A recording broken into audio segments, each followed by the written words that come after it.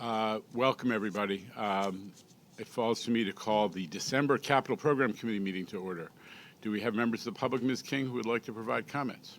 Yes, good afternoon, Mr. Chairman. Today we have a total of 5 members of the public registered to speak. We have 3 in person and 2 remote. As a Are any of them reminder, pre-recorded? No? Okay, go ahead. Please go ahead.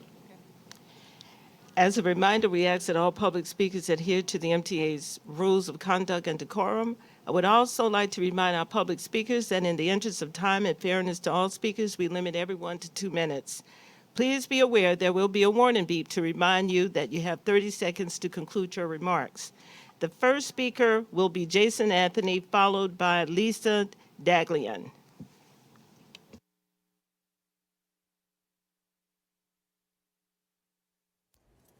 Hey, Jano. Hey, Jamie. Good catch on that one. That was in the diversity committee, by the way. I was at Penn Station last night. It's looking marvelous, especially on the east side. In the east side concourse, is looking gorgeous, but we need to unclutter the crowding that is there because we could utilize the central concourse. But we should, what about our subway stations that look abandoned? Let's mention the Chambers Street along the J and Z, 6th Avenue on the L, among others, that need some attention, Jamie.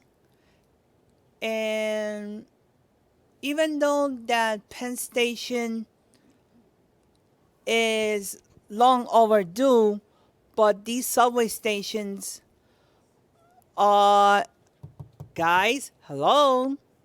Thank you. We know that Penn Station is a tourist attraction, but these subway stations need attention too, Jamie. This is why 2023, we should put it in our list. This is why Chambers Street, among others, should be done as part of subway redesign. This is why I commend you guys to do a redesign of the subway system. I'll see you guys in finance. Have a good luck. Thank you for your comments. Now we'll have Lisa Daglian. Hi, good afternoon. I'm Lisa Dagley, and I'm the Executive Director of the Permanent Citizens Advisory Committee to the MTA PCAC. This month, again, you'll be referring $2.5 billion in projects to the board for approval. Importantly, these include resiliency work, Park Avenue Viaduct construction, and new elevators and maintenance contracts. We're glad to see these go hand in hand so that these important accessibility features can reliably get all riders where they need to go, and hope that maintenance will be part of all accessibility upgrades from private developers, including zoning for accessibility improvements. As you work toward the goal of 95% accessibility by 2050, if not sooner, we know that Met's Willets Point will be top of mind for both the Long Island Railroad and 7-line stations. We look forward to working with you to find funding for that important project, particularly in light of the new planned Willets Point development. As we've said before, a UBS Elmont-style funding arrangement with 90% private financing and 10% from the state is a great model. The number of projects being moved through the process is indicative of the system's needs. Riders will benefit from the improvements. The committee book says that in 2022, the MTA plans to commit nearly $8.1 billion worth of capital projects. That's impressive. The dollar figures are again testament to the need for congestion pricing as reliable funding stream for the capital program. We're hopeful that bundling projects and streamlining the process will hold down costs and speed up delivery, and that next year we'll see more green and less red, as festive as that may be. We continue to urge the federal government to return a finding of no significant impact, FONSI, MTA as expeditiously as possible to ensure we see many more $2 billion days and improvements for all riders. Thank you. Happy holidays. Thank you for your comments. Now we'll have Alita Dupree, followed by Christopher Greif. Thanks again, Chair Jano Lieber. Alita Dupree, for the record, my pronouns are she and her. It's good to be back as I talk about capital. Again, thank you for doing reduced fare on Omni. And Omni is part of capital, and we should have our schematics and drawings of how it will work on the railroads. That will help a lot of people. I still have trouble picturing how you do Omni on 67 tracks of Grand Central Terminal. And I hope that we will get the Grand Central Madison open soon. So I could use it and enjoy it. And it's a very different architecture, but I certainly would say that it qualifies as being stately and holds to legendary ideals. So I want to participate in that. And as I said before, ADA is essential. We should aspire to completing our ADA work way before 32 years that is planned, because there are many who cannot climb stairs. And sometimes I'm having a rough day. So I did climb some stairs in BART and I made it, but we just got to stay ahead of that. And how do we get our systems, our buses, and our trains all powered by renewable energy? How can we get to the point of buying hundreds of these battery powered buses and become our own power company? Because I don't know how well we can depend on others to deliver us the energy that we need, because we're still producing lots of emissions. And this BART in my background, perhaps some of you have gotten to see it, is virtually emission free. It's pretty close. So we can do that too. So I hope to be back on the system soon, because it's something I enjoy. It's legendary and stately. I want to be back, and I'll see you again. Thank you. Thank you. Our next speaker is Christopher Greif. And good afternoon, everyone. Christopher Greif. Hope everyone's doing well. I'd like to remind one thing, and I definitely agree with the other speaker earlier. Mets Willis Point needs accessibility, because if Yankee Stadium for Metro North and the subways have one, we need one for the Mets Willis Point for Long Island Railroad and the subways, because it is important some people can travel now to getting to the Mets game, but it's really hard because for them, they have to go all the way to mainstream Flushing, doesn't matter if it's Long Island Railroad or the 7, and pray to get on a Q48 bus, which if it ever shows up, to get to Mets Willis Point. Now with the redesign, thank God. But today I'm here to also remind that the Capitol is very important as you are getting ready to build a lot of stuff with customer service stuff.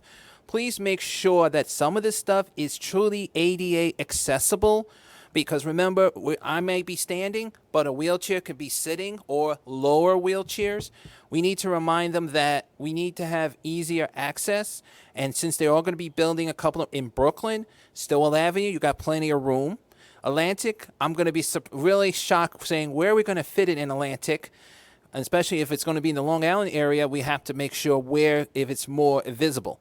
So please let's make sure everything is truly ADA accessible, and let's keep the spirit keep going forward. Everyone, happy and healthy holiday to everyone. Thank you again. Thank you for your comments. Our final speaker is Matthew Pfizer.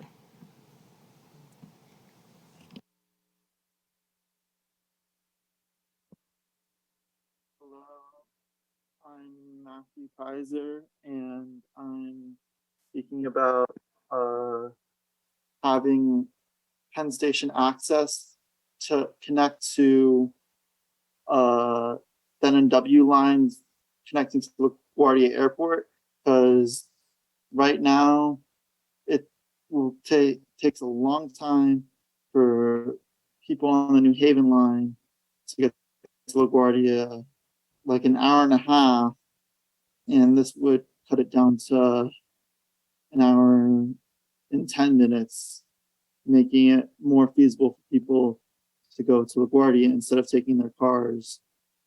And this, I'm happy that we're getting to work on the Penn Station access and hope to have a better future for rail for future to come. Thank you. Thank you. Mr. Chair, that concludes the public comment session. Thank you, Liz. Copies of the November Capital Program Committee report minutes, Capital Program Committee minutes have been distributed and are available on the website. Changes or comments on the minutes? Going once. May I have a motion to approve? So moved. Second. The minutes are approved. Michael, are there any changes to the work plan? Thank you, Mr. Chairman. Yes, there is one change to the work plan.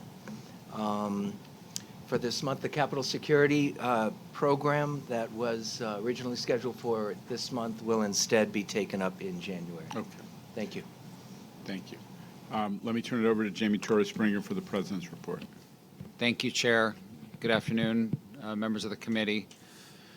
December's been an extremely busy month for MTA construction and development as we hit major milestones on projects across our portfolio. You can see pictured here, and I'm grateful to the last member of the public commenting about the importance of Metro North Penn Station access. We had the groundbreaking event for that amazing project within the last couple of weeks, and thanks to the leadership of Governor Hochul, Senator Schumer, and many others, Penn Access will deliver those massive benefits to riders in the East Bronx through the creation of 4 stations and the incredible improvements to the commute for folks in the East Bronx and to the north. It's not just about our mega projects. We also celebrated the opening of the Clifton Maintenance Shop serving the Staten Island Railway. This is a cutting-edge facility that we were able to rebuild with the assistance of Sandy resiliency funding from the federal government, and it's a cutting-edge facility. It's going to make sure that we can do the work for the Staten Island Railway maintenance on Staten Island rather than having to move trains over to Brooklyn if an AC unit goes out. And we're very grateful again to the federal government for support on that important package of resiliency projects that we're undertaking. And as we approach the end of the year, we're also advancing commitments for our historic capital program. Last month, the board approved nearly $2 billion in design build contracts. This month, we're submitting for your approval more than $2.5 billion worth of design build contracts. And along with additional awards that we're making before the end of the year, we expect this to be a historic commitment year demonstrating just how effective MTA construction and development is at prioritizing capital improvements to this system to keep it in a state of good repair. I want to acknowledge, I can't acknowledge them enough, but particularly the procurement department of C&D led by Evan Iceland and David Cannon, who are here, but really working in tandem with Tim Mulligan in the development group, Mark Roche running our delivery group. Everyone comes together. It's our procurement folks in particular who are strained over these last few weeks, but really delivering what we said we were going to deliver this year. Before I highlight some of the projects, I want to just say it's not just about the projects, it's about how we're delivering the projects. And so I'm very excited that building on years of community engagement, we're piloting our first ever local hiring goals in 3 of the projects that we're bringing to the board this month. We have for those projects a local hiring goal of 20% of the New York State labor force coming from the communities in which the project is based.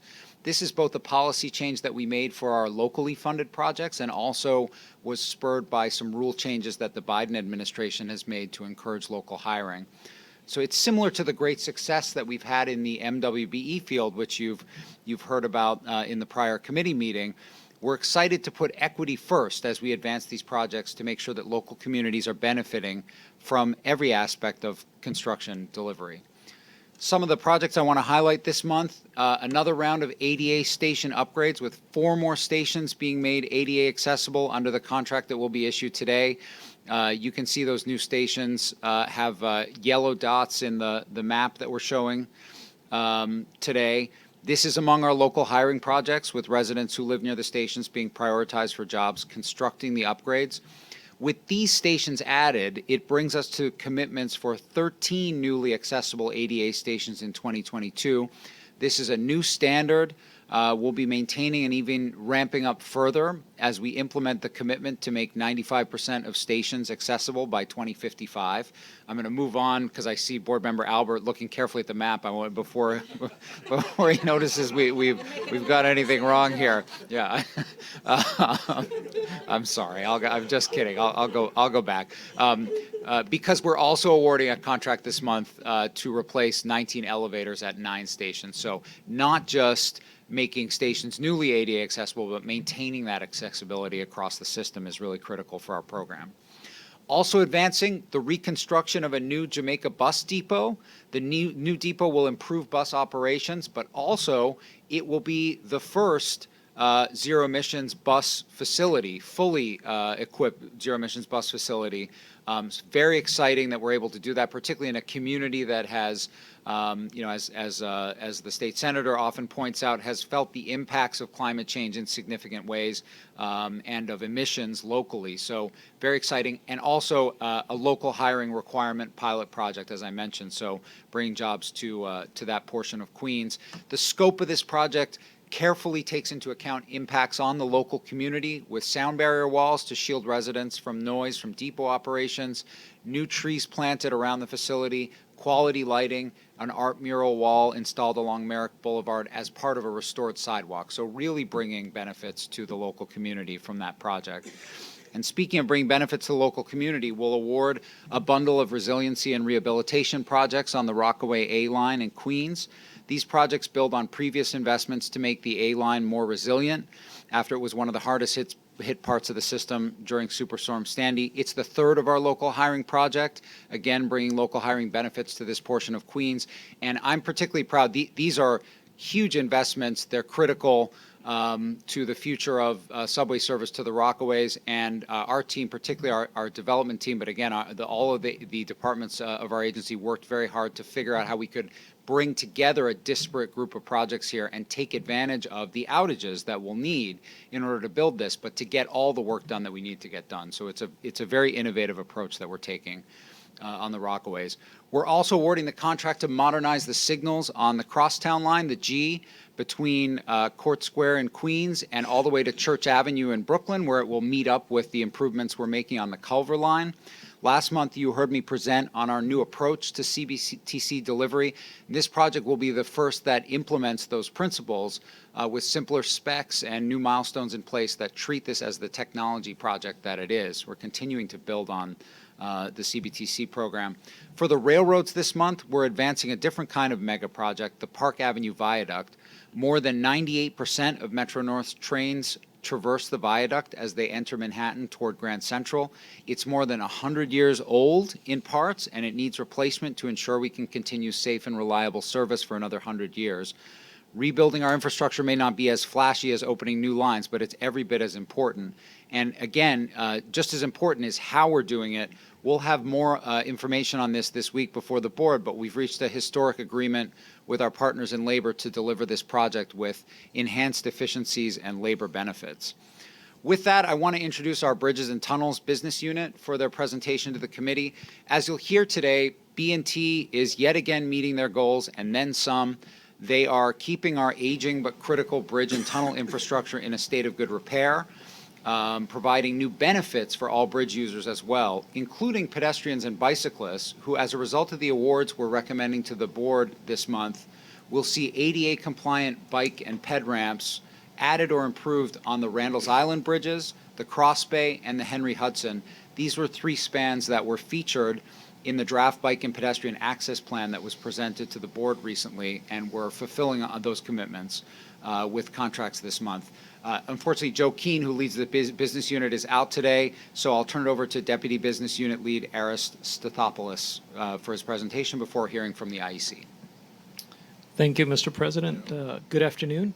I am Aris Stathopoulos, Vice President and Deputy B&T Business Unit Leader, and I will be presenting an update on B&T's capital program on behalf of Joe Keene. First, a quick overview of the B&T business unit. Shown here are 7 major vehicular bridges and 2 vehicular tunnels, which are owned and operated by MTA Bridges and Tunnels. and are vital transportation links between the 5 boroughs of New York City, on average serving more than 900,000 vehicles daily, or approximately 325 million vehicles annually, more traffic than any bridge and tunnel authority in the nation. We are responsible for ensuring the structural integrity of these facilities, which range in age from 52 to 86 years. As they continue to age, a robust capital program with high levels of investment is required to ensure they remain in a state of good repair. B&T's 2020 to 2024 core capital program is $2.8 billion. B&T's capital program addresses the state of good repair and safety needs of our aging infrastructure, while at the same time integrating this critical work together with resiliency, regional interoperability, and accessibility improvements to maximize efficiency and minimize impacts to our customers. We are proud of our 2022 performance, as shown here with our commitments and completions. Our planned commitments for 2022 are $512 million. We have received proposals for all of our remaining 2022 commitments, and we anticipate coming close to achieving our goal. Regarding completions, we will exceed our goal by approximately 60%, with over $900 million in completions. Listed here are 3 of our most significant completions, which are highlighted in the following short video.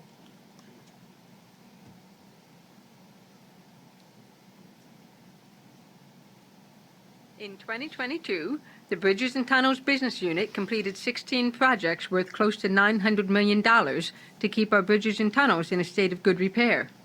Thanks to strong project management and innovative construction methods, these projects were completed on or ahead of schedule while minimizing impacts to customers. Here are 3 project highlights. At the Verrazano Narrows Bridge, we completed a $222 million project to reconstruct critical components including the upper-level approach decks, the Lily Pond Avenue exit ramp, and strengthening of the anchorage spans. The decks of the upper-level approach spans, which were original from 1964, had provided over 50 years of service. This project has replaced these decks with a new design that extends their useful life by 75 years. The new decks have improved load carrying capacity and seismic resiliency. As part of the project, steel support beams were replaced and strengthened. This was very challenging work, requiring the lower levels to be closed at night to facilitate the segmental installation of the new steel.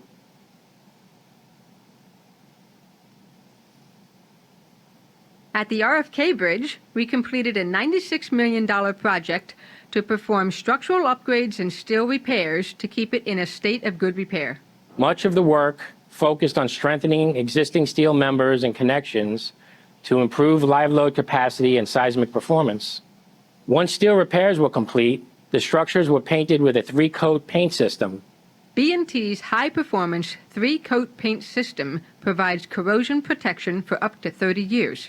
In addition, concrete repair and structural waterproofing was performed at the main span anchorages.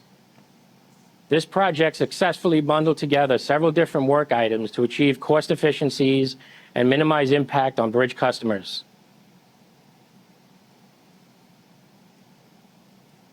And later this month, we'll complete a $336 million set of roadway and safety upgrades to the Throgs Neck Bridge. This includes a new, lighter, more durable deck on the suspended spans with a waterproofing system, new median and side barriers, and a new fire standpipe system. To minimize impacts to our customers, a new steel roadway deck was fabricated off-site and installed on the bridge in 6 construction stages. The deck installation was performed at night using a system of gantry cranes. Welding and bolting up of the new deck followed during daytime work shifts. To facilitate the staged construction without impacting rush hour traffic, a movable barrier system was used which maintain 3 lanes of traffic in the peak direction.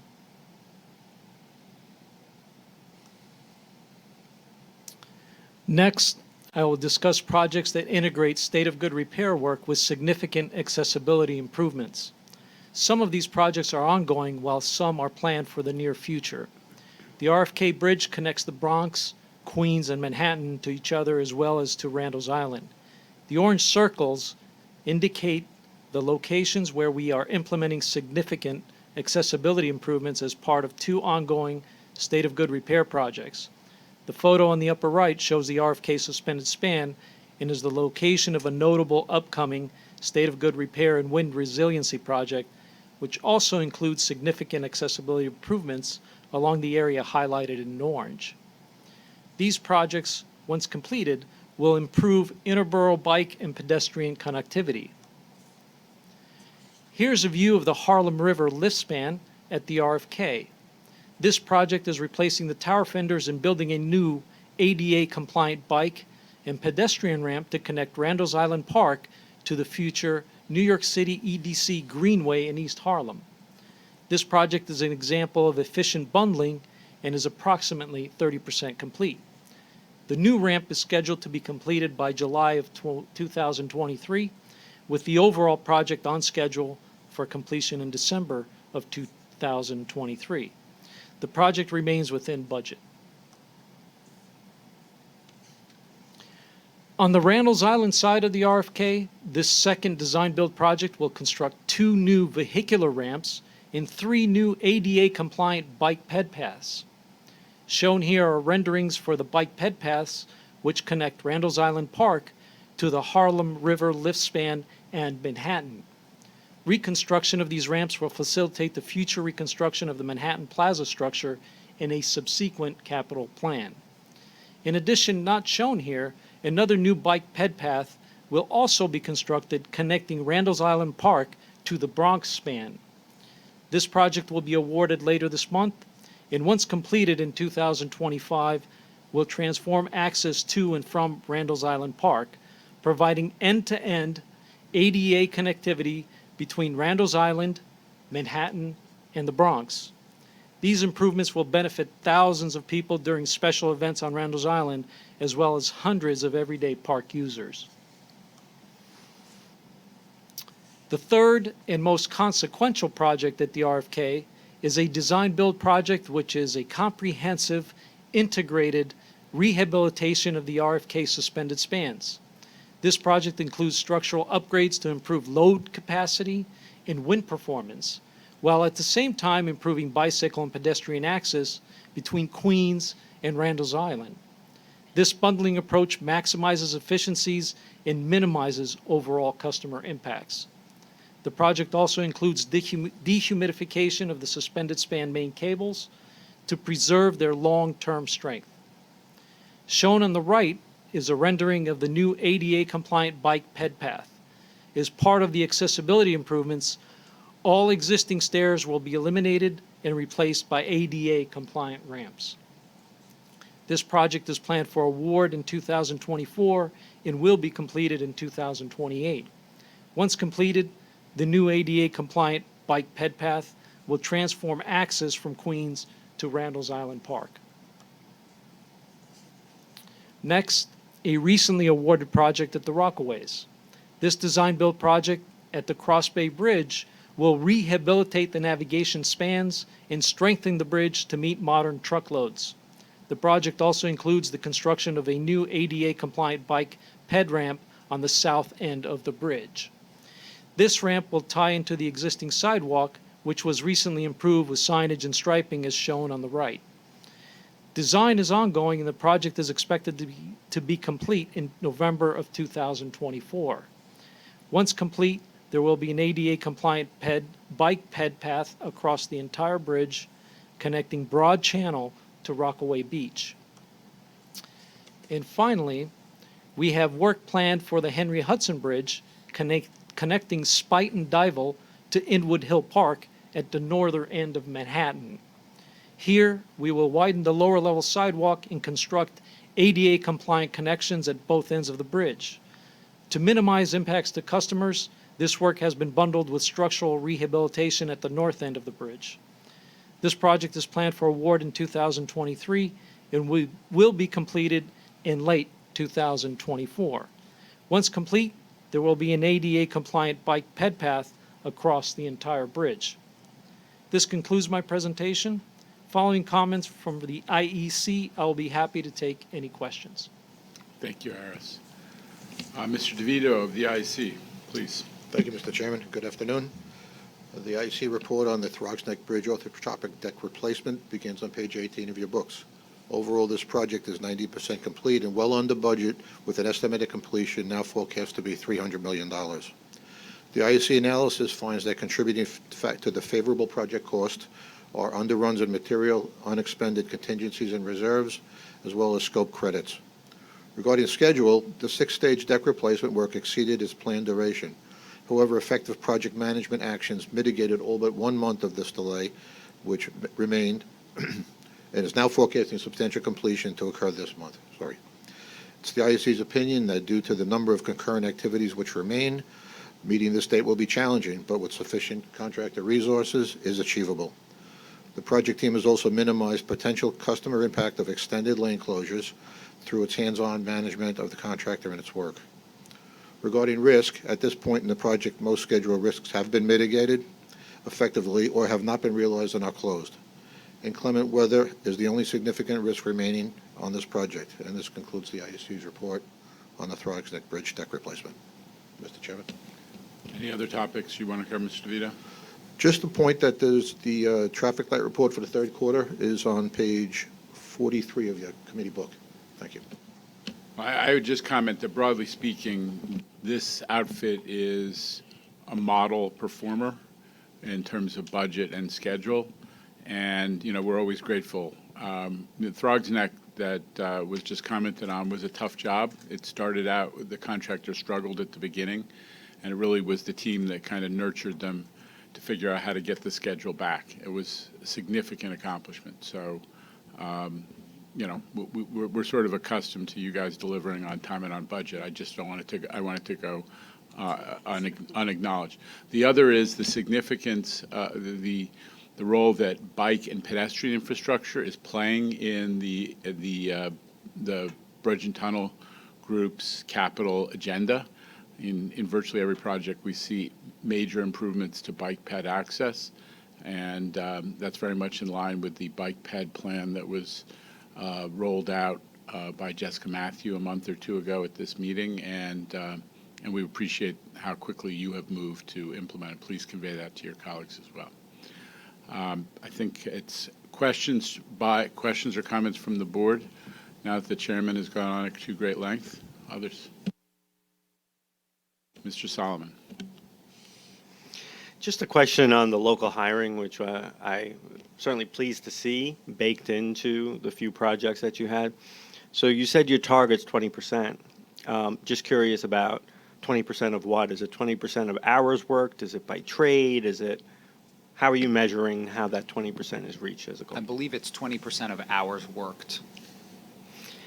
That's great. And I think in terms of recruitment, what are the recruitment processes that you have to really make sure that people in the community do actually take us up on the opportunity? Well, it's the key to this is it is a provision within the contract. So our contractor, just like with MWBE requirements, is going to be highly incentivized to show that they're making best efforts.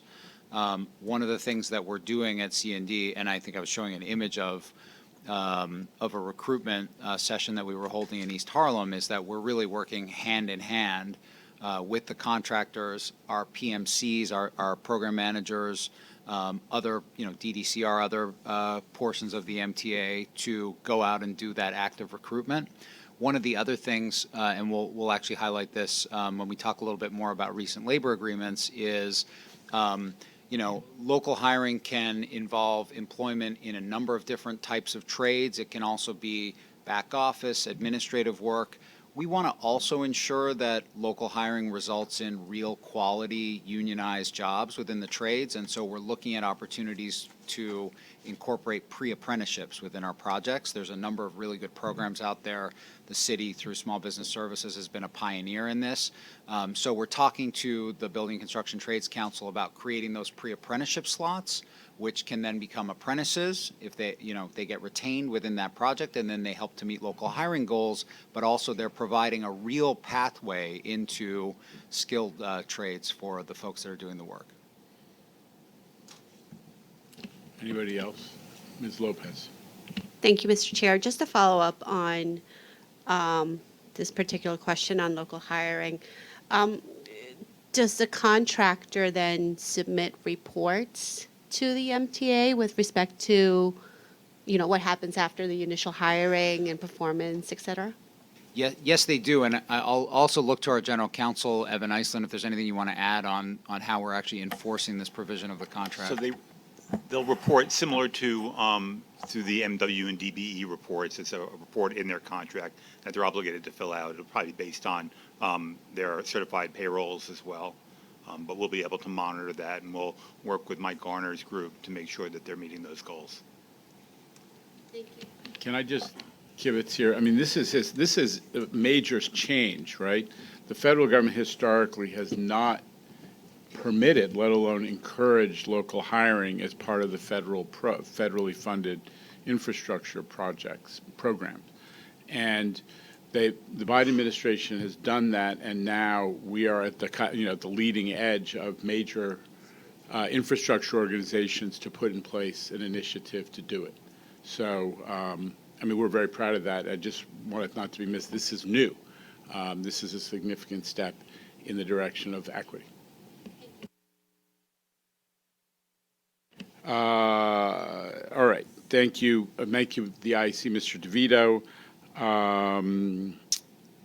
Mr. Cannon, procurement's aplenty. Have at it. Thank you, Chair Lieber. Construction and Development is presenting 19 procurement actions totaling $2.5 billion to the Capital Program Committee for approval this month. The procurement package includes 18 publicly advertised and competitively solicited contracts, including contracts for design-build services for a new state-of-the-art bus depot in Jamaica, a new communications-based train control system for the New York City Transit G line, together with a maintenance contract for equipment. Phase 1 of the replacement of the Metro-North Railroad's Park Avenue Viaduct.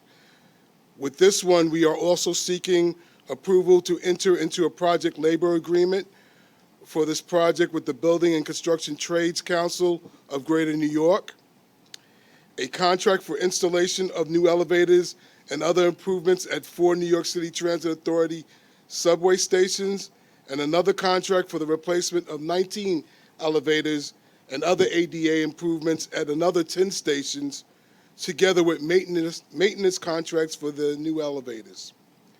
A new transit rail car acceptance and testing facility in Brooklyn, rehabilitation and flood resiliency work along the New York City Transit's Rockaway line, power redundancy and resiliency improvements at the Bronx Whitestone and Verrazano Narrows bridges, flood mitigation at 26 New York City Transit substations, a new Long Island Railroad substation in Queens, replacement of 2 AC traction power substations for Metro-North, replacement of Metro-North Fulton Avenue and South Street bridges in Mount Vernon, an upgrade for fire protection system at the Long Island Railroad's Hillside facility, replacement of an abutment wall at Transit's Coney Island Yard complex, and the replacement of the St. Mark's Avenue Bridge, and finally, an upgrade of the auto fueling systems at Metro-North's Brewster and Harmon Yard facilities. There is also a ratification to an East Side Access contract for providing services in support of operator training prior to revenue service. All of these items are described in detail in the staff summaries contained within your committee books, and I hereby submit them for your consideration and vote. I'm going to take the privilege of making a motion on this one. This is big stuff. This is where we always wanted to get where we're pumping out a couple $1 billion in a single month on projects that you heard it. Those are all many of those transformational projects. So I'm going to make the motion. And are there any questions or comments? Questions, Mr. Jones. This is just a question. I see you bundled maintenance contracts with the elevators, and it's going to be sorted into, I don't know how many different maintenance contracts, as opposed to doing this as a unified contract of maintenance. Why divide it up that way? So these are design, build, and maintain contracts. What we've been doing with the elevator contracts is we've required that the elevator installer be affiliated with the elevator maintainer. We've given them a little bit more flexibility in the ability to design the elevators for our use, knowing that they're going to be responsible for maintenance at the end. And so that's how we've been setting them up. So there's the 4 stations, comes with an elevator maintenance contract, and as well as the 19 new elevators, similarly has a elevator maintenance contract with it. And the key, Jamie, do you want to speak to that? Yeah, it's the fulfillment of the principles of C&D, which is the aligning the who bears the risk with who controls the risk. So as Evan said, we have the installer responsible for maintenance. They're highly incentivized to install it in a way that it can be efficiently maintained. The last piece of their compensation hinges on delivery of elevators that meet the service standards. Mr. Alpert and then Mr. Brigham. The rail car testing facility in Brooklyn, I looked, and I don't see a location. Where is that expected to be? Is it Coney Island Yard or East New York or where? It's by Industry City over there. It's a Sunset Park. Yeah. It was an EDC-owned facility, provides an entry point into the system, and the idea was that you can take rail cars off of barges and get them over there. So it's in that, I think it's 37th Street, somebody correct me? Yeah, it's in that area. Yeah. Okay. Mr. Brigham. Yes, you mentioned something about services required before revenue service and East Side access. Aren't we looking to have revenue service there within the next couple of weeks? It seems kind of. So that's a clarify? That's a ratification of an authorization that the president made in order to do the physical characteristics training, which was teaching the operators how to operate on the new line. We had to, before we had the automatic power that allowed us to operate the power on, power off, we hired these contractors to do that for us. Okay, so it's already done. Yes, all right, we're I just wanted seeking your clarification. ratification of this change. Yeah. All right, thank you. Right, any other questions or comments? We have a motion on the floor. Do I have a second? Second. Okay. All in favor? Any opposed or abstentions? The motions carry. On to the board with that pile of procurements. All right. I think that concludes today's agenda. Is there any other comments or questions before we break? All right. Hearing none, may I have a motion to adjourn? We are adjourned. Thank you.